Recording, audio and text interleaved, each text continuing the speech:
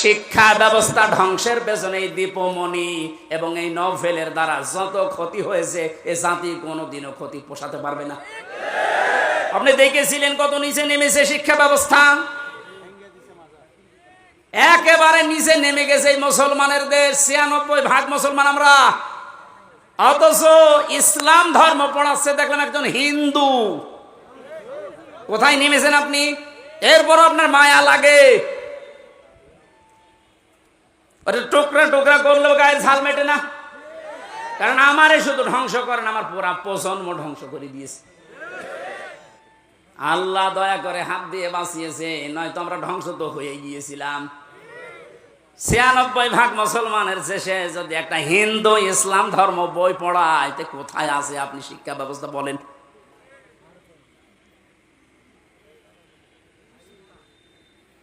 একটু শুধু ওপর দিয়ে একটু ডিম মারে, এই আপনার সহ্য হয় না। আর আমার মাজায় দড়ি দিয়ে যে ছাগলের মতো টেনে নিয়ে গেল, তখন আপনার সহ্য হলো কি করে?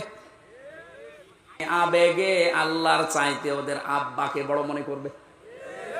সে সময় আসতে এখনো দেরি আছে। কথা বলেন এখন,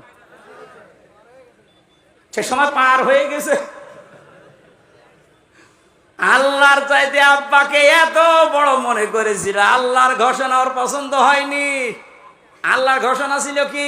মিল্লাতা আবিকুম ইব্রাহিম, তোদের আছে জাতির পিতা ইব্রাহিম। এটা কোরআনের আয়াত না?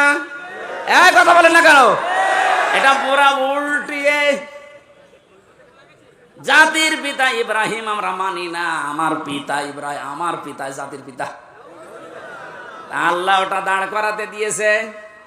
কথা বলেন না কেন? শুধু হেলিকপ্টারে উঠতে দেরি। আমি তো ১:৩০টার সময় ছাদের উপরে থেকে দেখছিলাম, একজন আমারে বলছে কিছুক্ষণ পরে সেনাবাহিনী বসেছে, ঘোষণা আসবে। তারপর ওই সময় গুলি চলছিল। ১৪ জন আমার সামনেই মারা গেছে ৫ তারিখে। ১:৩০টার পরেই কিছুক্ষণ পরে ২টায় উনি ভাষণ দেবে, হলো না ৩টায় দেবে, হলো না ৪টায় দেবে সেনাবাহিনীর প্রধান। এ পর্যন্ত আসতে আসতে আর মাত্র ১ ঘন্টা। ৪টার পরে ভাষণ শুনে ৫টার আগে শুনছি কুষ্টিয়ায় বাবা আর নেই। যে কয়টা বাবা যেখানেই ছিল, সে ছবি আকারে হোক আর পাথর দিয়ে হোক, একেবারে গুড়িয়ে দিয়েছে।